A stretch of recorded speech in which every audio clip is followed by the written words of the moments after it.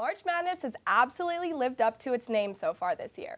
It's been madness. The NCAA men's basketball tournament is always exciting and never predictable, and this year's been no different. Welcome back to Penn State Sports Night. I'm Cailey Thalman alongside Juan Mendez and Mariah Elizondo. No number one seed remains, and there are no Big Ten teams left in the tournament so far. Upsets have occurred in every direction, from Princeton beating Arizona in the first round to FAU making it to the Final Four. It's been an NCAA tournament for the ages.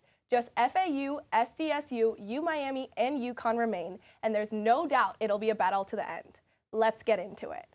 So as I mentioned, it's been upset central to start this off. I mean, Furman over Virginia, Arkansas over Kansas, FDU over Purdue. It's been crazy. So Juan, I'll start with you. Tell me, what teams have shocked you so far and what teams have disappointed you? Well, Cailey, you mentioned it. Furman, this team right here, I could not tell you where it's located, what state, nothing about it. All I know is that they beat a team that is indeed a little bit cursed, at least in the tournament in recent years in Virginia. A team that was ranked a little bit higher than it should. Nonetheless, Furman, it was a team effort and very valuable from this team and, really putting pressure on the team that was next as well. Very impressive and really shocking, I would say. Next, a team that was very disappointing, in my opinion, is Duke.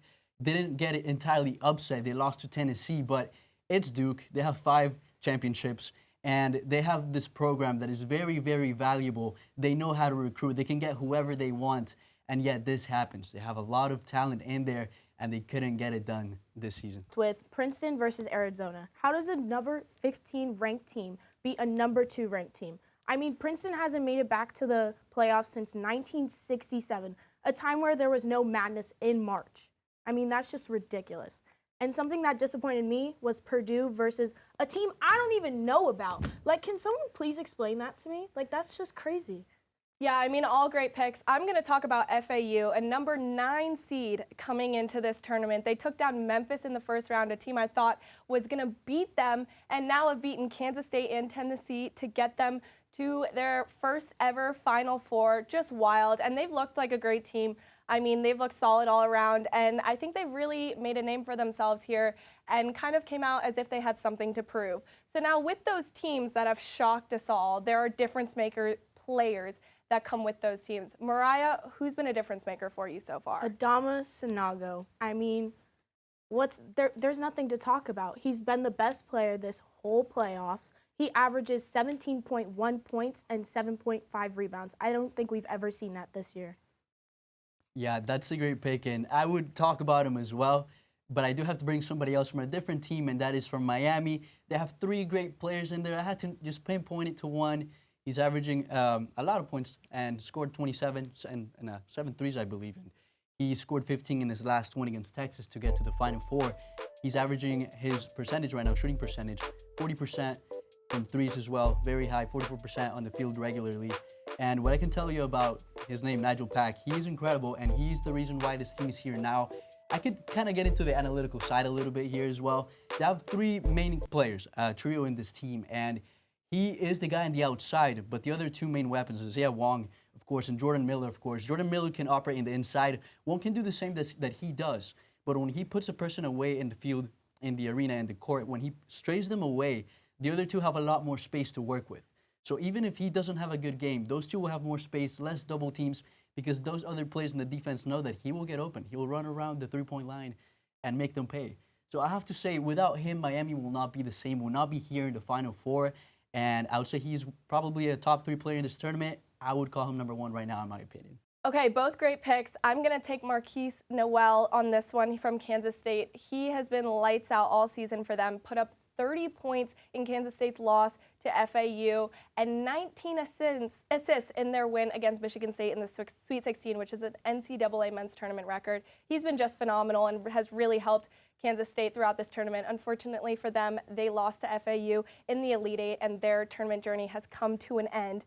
But that is not the case for 4 teams that are left. Juan, I'll start with you. What are your predictions for the Final Four and the NCAA championship?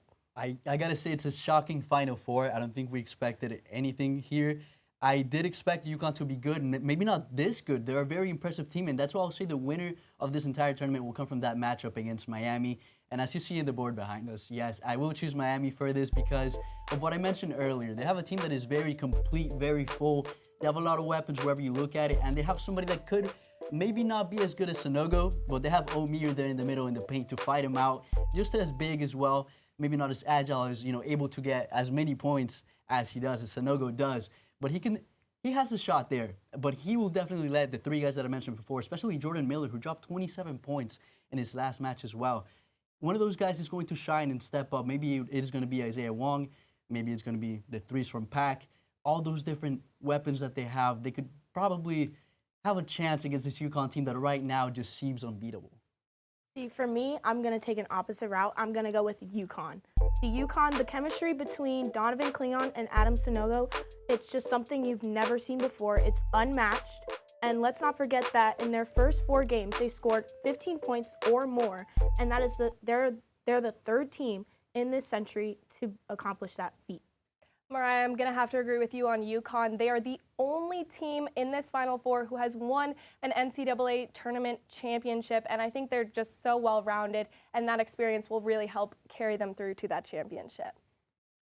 It'll be exciting to see who's raising the trophy to one shining moment in one short week. Will it be FAU, UConn, UMiami, or SDSU? We'll have to wait and see. Thanks for watching this edition of Penn State Sports Night. For Juan, Mendez, and Mariah Elizondo, I'm Cailey Thalman. Have a great night. Hey everybody, thank you for tuning into this edition of Penn State Sports Night. We hope you liked that segment. And we're sure there's other Penn State Sports Night segments that you are going to love as well. Be sure to subscribe to our YouTube channel for more content. And check us out on social media for updates and behind the scenes clips and pics. Follow us on Twitter at PSSN TV and on Instagram at PSU Sports Night to keep up with all the action. For all of us here at the Belisari Media Center, we are Penn State Sports Night.